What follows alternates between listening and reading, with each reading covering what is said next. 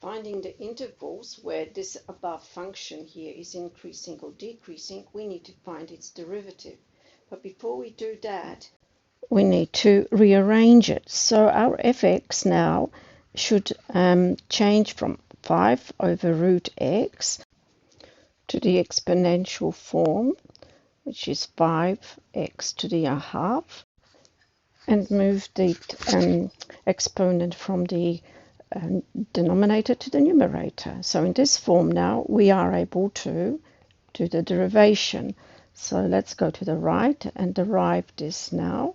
So this means that it's 5, negative 5 over 2 x to the minus 3 on 2. Now notice the exponent minus 3 on 2.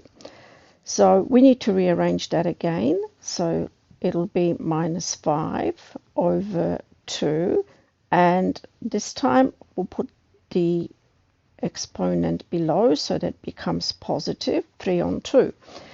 To make it more readable, we should really write this down as 5 over 2 x root x. Now we'll be able to identify the intervals. Rewriting this, we see it in a rational form, and we look at it, I see that numerator and the denominator, and each one of those will give us a different information. The numerator will give us information about the maxima or minima, and the denominator will give me information about asymptotes. As the numerator doesn't have a variable or an x value, we can conclude that there are no, let's leave that up here, no maxima or minima. So we don't have any, because this derivative cannot be made 0, as if I rewrite this again and I'll put 2x root x, we usually will write this to be equal to 0. Now don't be tempted to move this bottom denominator on the right hand side, because you can't do that, because there are x's or variables involved over here. So please do not do that. So the denominator stays in the denominator, which means that numerator cannot be equal to 0, since this will be undefined. So in that case, our asymptote in this case is going to be 0. Now, this is an invisible line that goes through the x-axis, which this function will take no values. So we usually, on the sign diagram, we just draw the sign diagram in a horizontal manner, sign diagram, and on it we mark the point 0. Now, because it's an asymptote, we usually do a little dash upwards to suggest that this is an asymptote.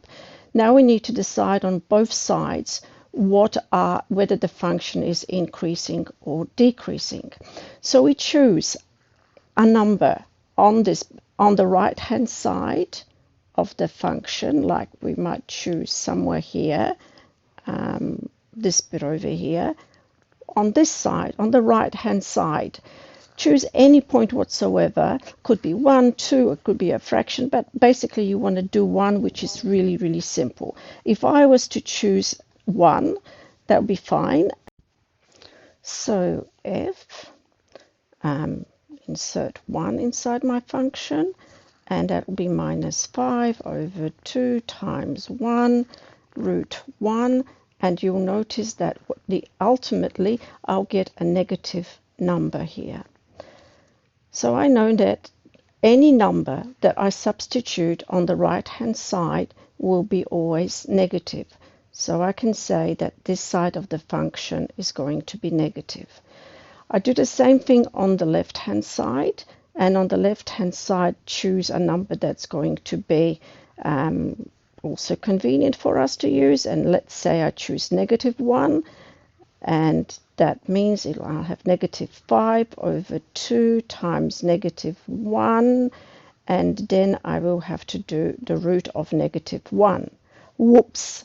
What? I've got the root of -1. That doesn't sound right. I can't have that. That is not right. In other words, it's not possible.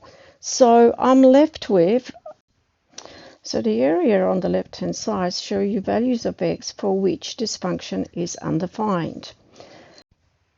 We can now show that the function, f function, is decreasing